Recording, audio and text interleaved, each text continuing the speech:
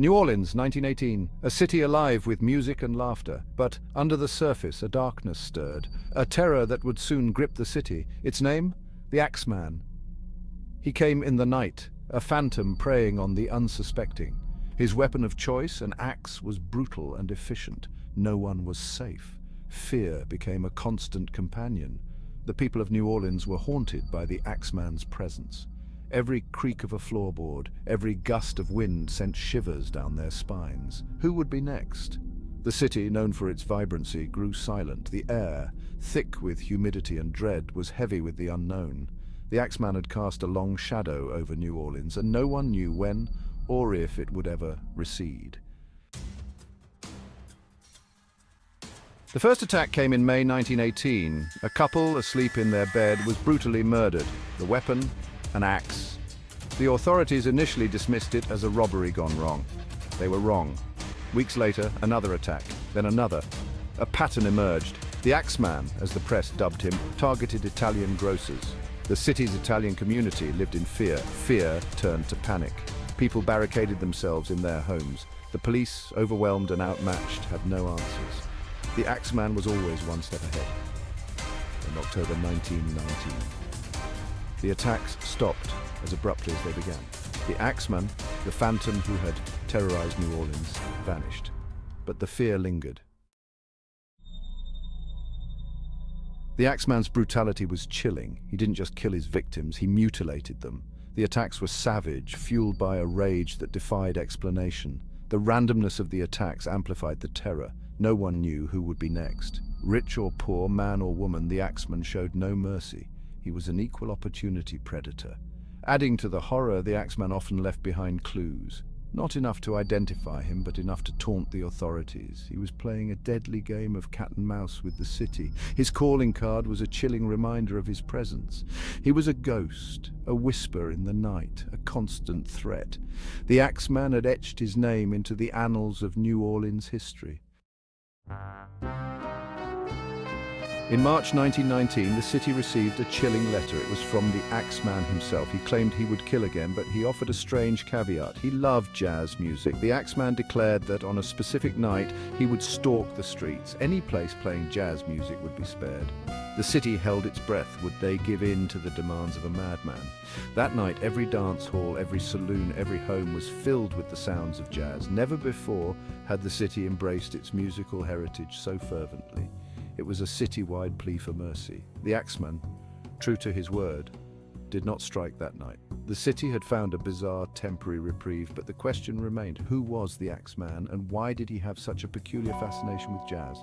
Was it a mere coincidence, or did the music hold some deeper meaning for him? The people of New Orleans were left to ponder this mystery. The Axeman's letter had not only instilled fear, but also brought the community together in an unprecedented way. Jazz, once just a form of entertainment, had become a lifeline, a shield against the terror that lurked in the shadows. The night of jazz had passed, but the legend of the Axeman and his eerie ultimatum would haunt the city for years to come. Section 5. Shadows in the Crescent City. The New Orleans Police Department was relentless in their pursuit of the Axeman. They followed every lead, investigated every rumor, but the Axeman was a ghost, leaving no trace but terror. Theories abounded. Was the Axeman a lone madman, a scorned lover? Or was there something more sinister at play, something darker and more disturbing? Suspects were questioned and released. Psychics and mediums were consulted. But the Axeman's identity remained a mystery. He was a phantom, a figment of nightmares, a boogeyman made flesh. The investigation, despite its best efforts, yielded no answers. The Axeman had disappeared back into the shadows, leaving behind a city forever scarred. Section 6. The Axeman vanishes. As quickly as he arrived, the Axeman disappeared. The attacks ceased. The letters stopped. The music played on, but the fear remained.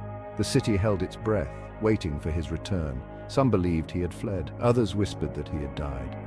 The truth, lost to time, only fueled the legend. The Axeman became a ghost story, whispered in hushed tones.